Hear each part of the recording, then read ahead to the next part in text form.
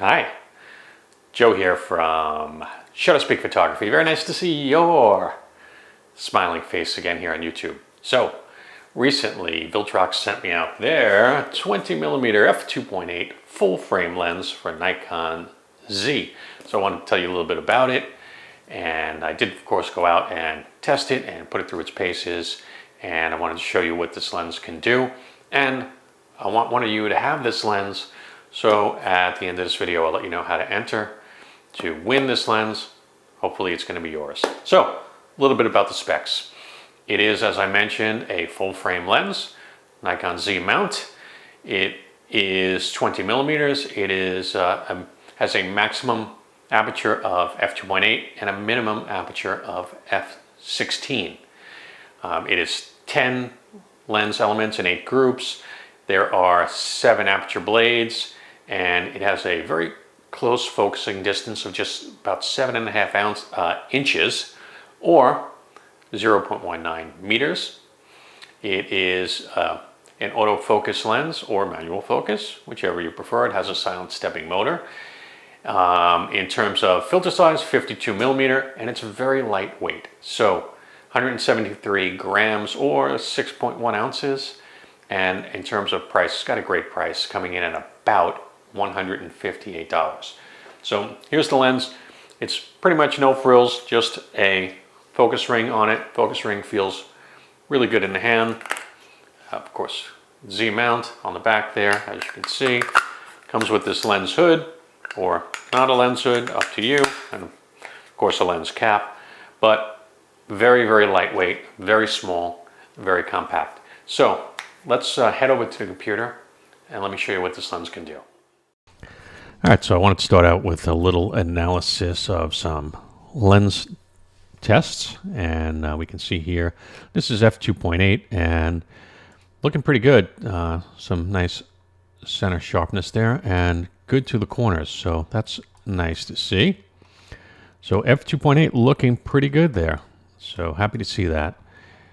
As we crawl up the chart, I'm not going to go through every stop here because it'll just bore you to tears, but even by 3.2, we're looking at a little bit of increase already in sharpness.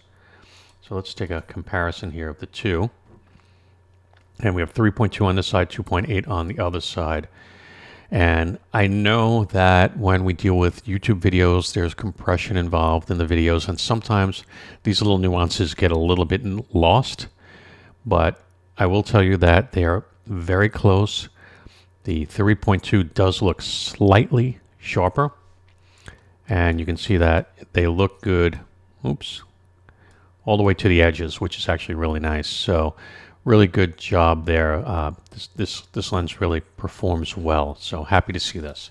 So I'm going to jump ahead a little bit so that we can see a little bit major or more major difference. So let's look at f4. So here we're at 4, and again, very sharp in the center. Everything looks great, and to the edge as well. So very nice.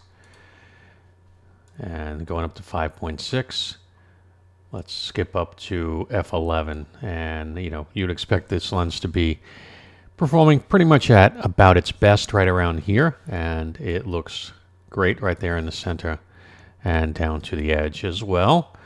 So all of that looks really good. And then let's take a look at it, the maximum aperture of f16, and it looks to me like there's a touch of a drop off there between 11 and 16. Let's take a look side by side. 16 on the left and f11 on the right, and maybe on YouTube that might be reversed, but looking closely at that, yeah, so f11 definitely looks a little bit sharper. And it's very close, but 16 looks great as well, but 11 just looking a little bit better there, a little bit more clarity. So, and again, pretty much what I would expect. So all around, it seems to perform very well in the test chart. Okay, so one of the things I would definitely be using a 20mm lens for would be architecture. And so what better place to test out the lens and see how it performs with architecture than a incredible church. So I put it through a little bit of a test here, and you know what? The results are really quite impressive. And again, I just want you to keep in mind the price point. So I'm going to show you the one downside that I encountered with this lens. So center focus, it looks great. So, you know, everything looks really nice here in the center of the image.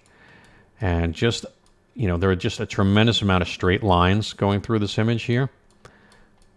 And there is just a little bit of bowing here that I noticed in this. So we have the street line here, and you can see how the street line kind of curves. And this one, same thing, kind of curves out. So there's some keystoning or bowing going on in the lens here. And if you follow these lines up here, you'll see just a little bit in these corners as well. And it really becomes evident when we put the grid on. So if you look at the bottom right and then the bottom left, especially the bottom left, it's very evident there. And then the top right, you can see those lines of the building that should be straight lines, but we do have a little bit of keystoning going on, or bowing, or whatever you might want to call it. And, you know, it is a wide angle lens, so I think that it is fair to say that we should expect a little bit of that. But in terms of from like here to here, you know, if we crop this down, I mean, you know, we would pretty much have a spectacular image, and I wouldn't be using that much of the street anyway, right? So we could kind of crop that down and get rid of all of that, and we would have a perfect image right there, right? With, you know, cutting out those kind of problematic areas. But hey, we didn't have to really worry so much about that because that wouldn't necessarily be the normal crop of that image anyway. So I did take a pixel shift with the Nikon Z8 to get a super high resolution shot to see what we can do with this lens. And I was, again, very impressed with the results. Let's give Lightroom a moment to load up this very high resolution file in a 1:1 preview for us. Okay, there it goes. And now we can just move this around. And I'm really, I mean, resolution-wise, it is just, you know, quite spectacular. Kind of blows me away, really. Again, for the price point, I mean, you can see the resolution on this 1:1 preview is just absolutely amazing. Right, all the level of detail that we have here. So quite impressed with that. So let's take a look inside the church and see what that looks like. All right, so again, the image looks fantastic, and now we don't have a lot of straight lines here, so that keystoning or bowing, it's not at all evident in this photo. Again, it's really only evident when you had those super straight lines that we had in that other image. Otherwise, again, not at all noticeable. And again, I mean, let's give Lightroom a second, and I mean, just look at the detail here.